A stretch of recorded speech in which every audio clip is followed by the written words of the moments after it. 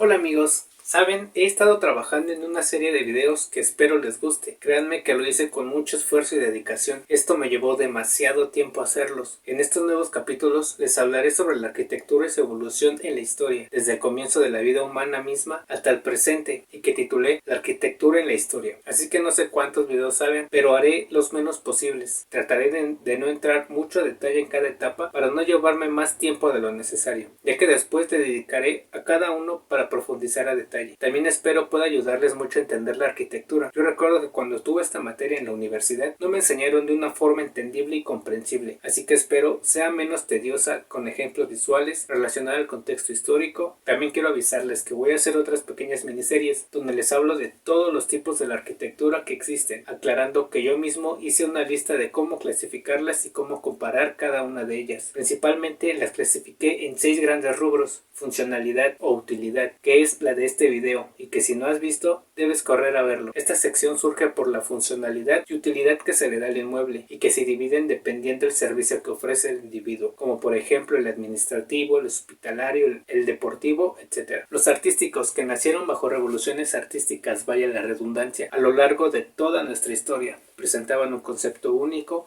y que pretendía ser eterno y atemporal. Aquí entran todas las corrientes, tendencias, estilos y modas. Por ubicación geográfica, que es la arquitectura de cada sitio y región del mundo. Sabemos que la regía el tipo de clima, de suelo, de contexto, etc. Las ideológicas, que surgen bajo pensamientos religiosos, espirituales, sagrados y filosóficos. Los que están nombrados por sistemas constructivos, criterios científicos y parámetros matemáticos y geométricos, a los que yo llamé y titulé científico-matemático. Y por último, los que nos enseñan en todas nuestras universidades dedicadas al arte, que están basadas bajo la continuidad de la historia universal, y que hablaremos en este video, la histórica. Yo soy Leonardo Hernández y estás en Crónicas de un Arquitecto, y hoy vamos a dar un viaje al pasado para ver nuestra historia. Recuerden que todo aquel que no conoce la historia está condenado a repetirla. Comencemos.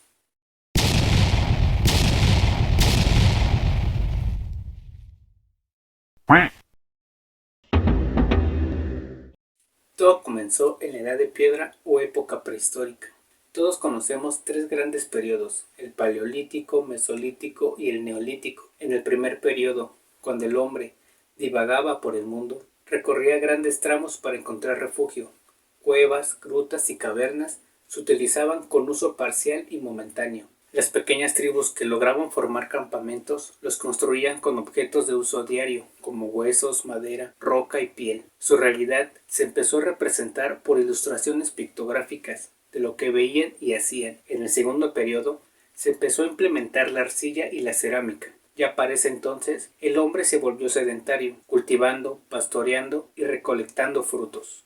Así que se empezó a necesitar de espacios y refugios que les permitiera permanecer por más tiempo en un lugar, que fueran estables y útiles. Y en el tercer y último periodo, el Neolítico, dio transformaciones radicales. El hombre ya vivía en cabañas, palafitos y crannogs cerca de los lagos. La comunidad estaba mejor organizada, y ya en este tiempo se trató de representar la realidad con signos y símbolos. En toda esta edad surgieron los menhires y monolitos, que también son conocidos como cromlech o dólmenes, que creían que servían para albergar el espíritu de las divinidades, de los héroes y de los difuntos. Eran grandes construcciones de roca, simples piedras levantadas a modo de columnas y alineadas según ciertos patrones. Otros, en forma de enormes losas horizontales apoyadas sobre otras, y que hasta el día de hoy conocemos como la arquitectura megalítica, surgiendo una nueva espiritualidad que modifica la visión del hombre que tiene con su universo, expresando las primeras manifestaciones de religión y creación. Todo este lapso es el más largo de la humanidad, cerca de 1,5 millones de años, y que además aparecen los primeros pasos de la arquitectura, así como también de muchas otras profesiones. Con el surgimiento del manejo de metales y la escritura, damos paso a la Edad Antigua,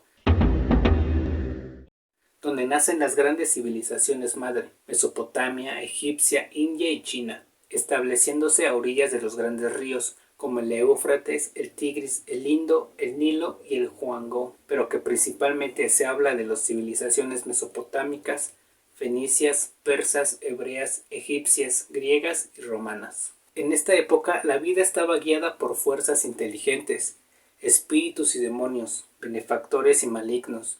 Se practicaba el animismo y el culto a los muertos. Aparecen los ídolos, los objetos funerarios y tumbas monumentales.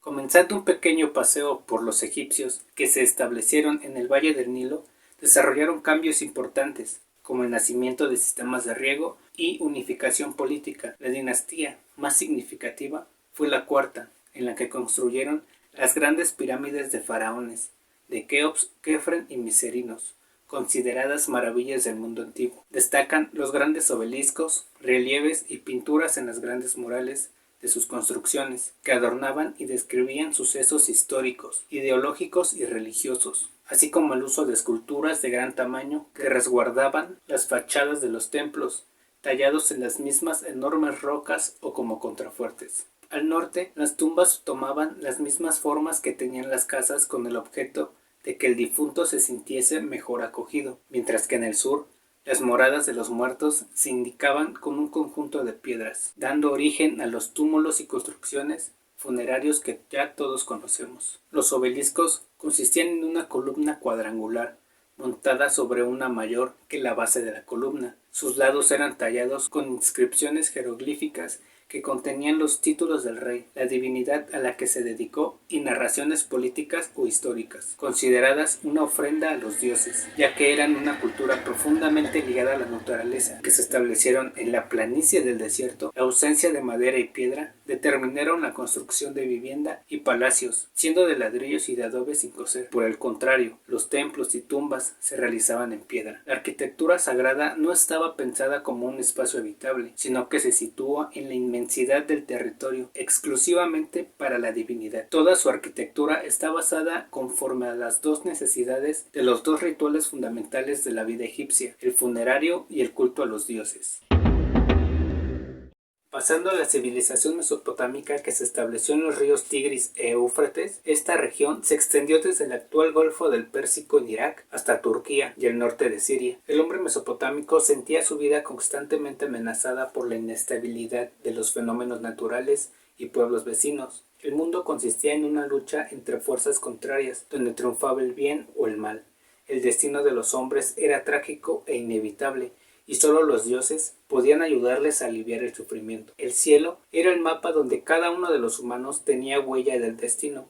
Por ello, prestaron atención al cielo. Las primeras construcciones domésticas encontradas tenían una superficie reducida, con paredes de tapial e interiores revestidos de estuco. Hacia mediados del milenio sexto a.C., se impulsó el uso de adobe en la construcción. La escasez de piedra y madera determinaron el uso de la arcilla, favoreciendo la búsqueda de formas adaptadas y las posibilidades que puede ofrecer la arcilla. Los edificios se construyeron con ladrillos de adobe, secados al sol o cocidos, que eran unidos con mortero. Los muros eran muy gruesos, puesto que se mantenían en pie por su propio peso. Dado el grosor de los muros, no permitía la apertura de vanos, negando la entrada a la luz natural, iluminándola solo por patios centrales abiertos a cielo raso. La aparición de los primeros templos refleja la generación de culto, convocando a los creyentes en un recinto colectivo. Destacan los relieves coloridos esmaltados y sus pinturas en grandes murales, así como las estatuas que resguardaban sus entradas. Producen las primeras murallas que protegen ciudades y templos, principalmente. Se hacen presentes los zigurats, que es una enorme masa formada por terrazas escalonadas, sirviendo de base para el templo, que era dedicado a los dioses como residencia y lugar donde se depositan las ofrendas a la divinidad, convirtiéndose en un monumento central del culto. Como dato, se le atribuyen los jardines colgantes de Babilonia como maravilla del mundo antiguo y la Torre de Babel dictada en la Biblia. Los persas extendieron su poderío desde las costas del mar Mediterráneo hasta los límites fronterizos de la India, abarcando un vasto territorio. Entre el siglo VI y el IV apareció Persépolis para convertirse durante los reinados de Darío y su descendiente Jerjes en la joya y el corazón de un gigante, y además de un arte que exalta el poder de los soberanos y de este inmenso imperio. El poder de los persas se basa en una monarquía absolutamente teocrática, con los principios religiosos mazdeístas, que predica una moral entre el bien y el mal. Los restos más importantes de su arquitectura está en Pasargada, Persépolis y Susa, que empleaban materiales básicos como la madera, la piedra y el ladrillo. Se construía sobre plataformas que se articulaban en diferentes terrazas de diferentes alturas, su perímetro amurallado y las puertas monumentales custodiadas por monstruos androcéfalos de piedra. Su arte consistía en el emblema del poder humano con relación a los palacios, y era una síntesis formal de diferentes elementos mesopotámicos, egipcios y griegos. Tenían gusto por lo colosal y fastuoso, que a lo contrario de las primeras, se encontraba ausente en las construcciones funerarias. Otra singularidad es el tratamiento de vanos para ventanas y puertas, que eran talladas directamente en la roca. El relieve se utilizó en la decoración arquitectónica, adaptándolas a las edificaciones, exaltando la monarquía y la fastuosidad de la corte. Persépolis representó y simbolizó la grandeza del imperio. Fue creada como santuario y como ciudad de culto. En su estructura urbana reflejaba el politeísmo, el culto al toro y a los ritos de fertilidad. Se les atribuyen las apadanas, que eran una sala de audiencia donde los monarcas recibían a sus invitados, nombrando los más importantes en las ciudades antes mencionadas, siendo en Susa donde se encontraba la famosa Sala de las 100 columnas. Sin duda un elemento original de ellos fueron las columnas, que fue utilizada en todos los edificios. Primeramente eran de madera recubiertas con estuco y que posteriormente se materializaron con piedra, con fuste estriado sobre esta base acampanada, decorada con motivos vegetales. Del capitel sobresalen dos cuerpos de animales tallados que eran normalmente toros, dragones o un híbrido de hombre-toro, y como decoración en muros no podía faltar las pinturas, murales y los relieves personificando al rey todopoderoso contra la lucha de seres monstruosos que encarnaban el mal.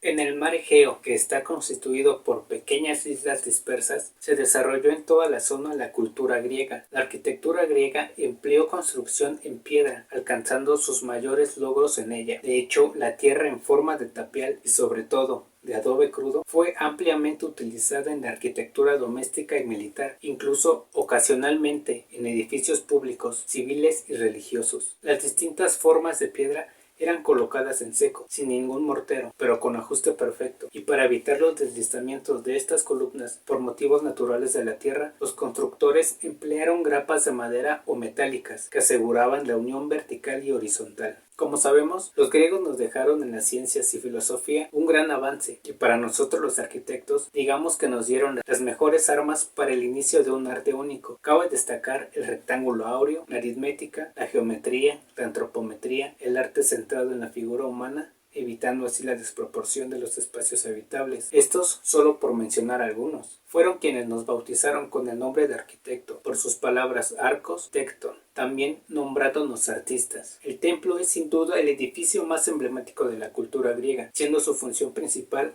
albergar la estatua de la divinidad, volviéndolo como símbolo de poder y la riqueza de su ciudad. De ahí muchos de estos edificios eran de escala monumental o incluso al colosalismo. El templo siempre tuvo una estructura simple, alzada sobre 3 escalones, siendo el último en donde se colocaban las columnas, donde lo fundamental fue el naos, que era la sala donde se guardaba la estatua. El aspecto de estas columnas y de la parte superior nos permite distinguir sistemas decorativos de la época, las llamadas órdenes griegas, que son 5 tipos de columnas: toscana, dórica, jónica, corintia y compuesta. Existen muchísimos ejemplos de templos, pero los más representativos fueron el templo de Atenea, el de Zeus, el templo de Apolo y el Partenón. Por supuesto tenían otro tipo de edificio, como los religiosos con planta circular, llamados toloi, que es una construcción de tipo polifuncional y que se utilizaba como palacio de justicia, mercado o capilla, ornamentado habitualmente por obras de arte o simplemente como refugio ante las inclemencias del clima. También se les reconoce el eleuterio, los teatros, estadios y edificios funerarios. La escultura arquitectónica también hizo de las suyas, puesto que adornaban muchísimos edificios,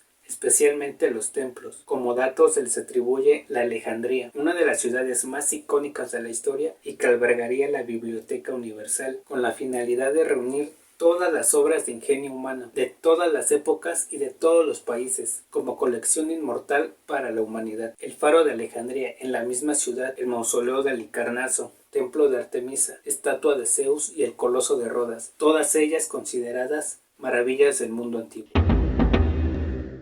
Roma Fundada en el año 753 a.C.